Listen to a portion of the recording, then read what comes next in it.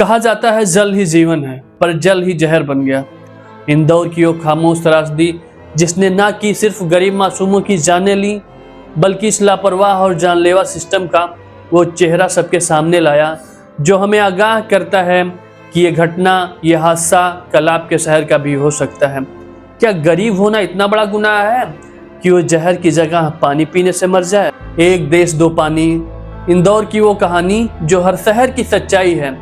ये कहानी किसी फिल्म की नहीं, ये कहानी किसी शहर की नहीं, ये कहानी उस देश की है जहां एक गिलास पानी किसी के लिए जिंदगी है और किसी के लिए सिर्फ एक ब्रांड।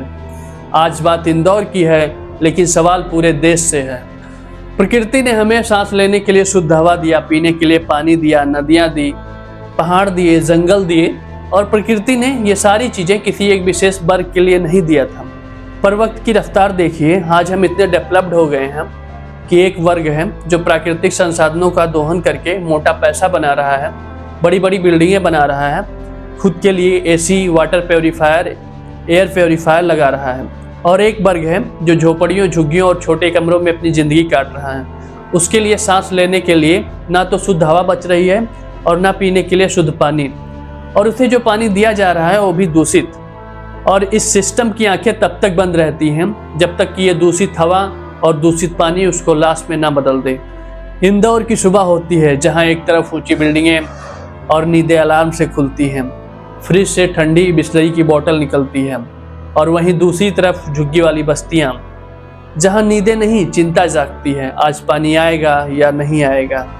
एक तरफ आरओ का पानी और दूसरी तरफ नाले के किनारे लगी हुई लाइन। इस बस्ती में पानी आता है लेकिन साफ नहीं, पाइपलाइन टूटी हुई है, नालियों के बीच से गुजरती है और उसी से घरों में पानी पहुंचता है। लोग शिकायत करते हैं, नगर निगम में फाइल जाती है, ये फाइल धूल खाती है क्योंकि ये आवाज़ें एसी कमरों तक नहीं पहुंचती हैं। ये घटना शुरू होती है भगीरथपुरा इंदौर से, जब लोगों ने शिकायत किया कि उन्हें पानी में गंदापन और रंग बदलाव नजर आ रहा है। लेकिन शिकायतों के बावजूद भी किसी सख्त कार्रवाई की शुरुआत नहीं हुई। हमारी सो रही सिस्टम इस हालात और घटना को गंभीरता से तब लेती है जब 29 दिसंबर के आसपास कुछ मौतें सामने आने लगी। सरकारी मीडिया रिपोर्ट्स के अनुसार 23 लोगों के मौत की खबर बताई जा रही है, जबकि 1400 से अधिक लोग इस दूषित पानी की वजह से बीमार हैं।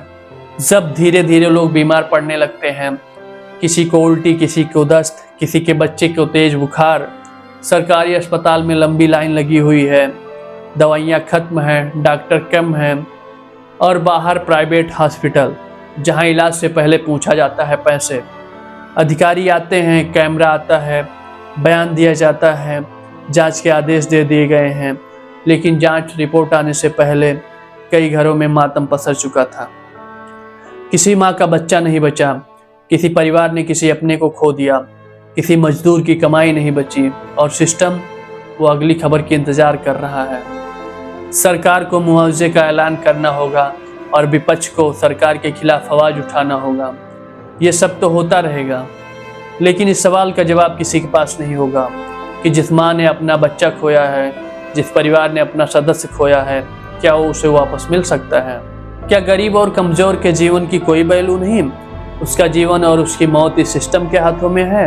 ये कैसा देश है?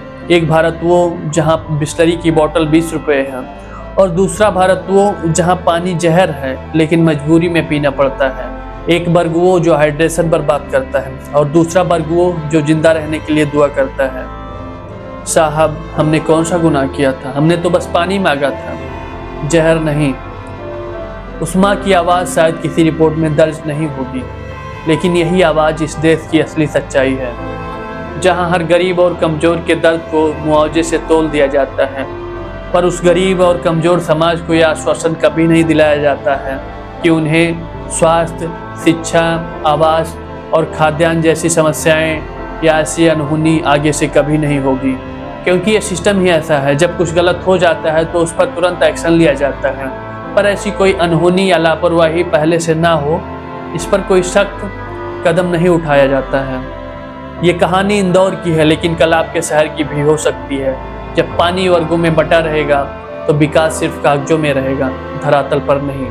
सवाल ये नहीं कि बिस्लरी कौन पी रहा है, सवाल ये है क्या इस देश के हर नागरिक को साफ पानी पीने का अधिकार नहीं? क्या इस देश के हर नागरिक को सुरक्षित और व्यवस्थित जीवन जीने का अधिकार नहीं? क्या गरीब और कमजोर नागरिक का जीवन इस सिस्टम के अधीन है? इस सिस्टम की सावधानियों और लापरवाहियों पर टिका हुआ है? पानी जिंदगी है और जिंदगी किसी की जागीर नहीं। देश के हर नागरिक को एक सुरक्षित जीवन जीने का अधिकार है। उन्हें इस डर में न जीना पड़े कि उनका जीवन इस सिस्टम की लापरवाहियों और सावधानियों पर टिका हुआ है। सरकार का ये फर्ज है कि वो देश के हर नागरिक को आश्वासन दे, भरोसा दे, ऐसा काम करे कि जिससे देश के हर नागरिक का जीवन सुरक्षित हो सके। कोई भूखे पेट न सोए, कोई जहरीला पानी ना पिए, कोई खुले आसमान के नीचे न सोए। अगर हम ये सारी चीज़ें नहीं कर सके अपनी जनता के लिए, अपने देश के हर एक नागरिक के लिए, तो फिर हम किस विकसित राष्ट्र की कल्पना कर रहे हैं?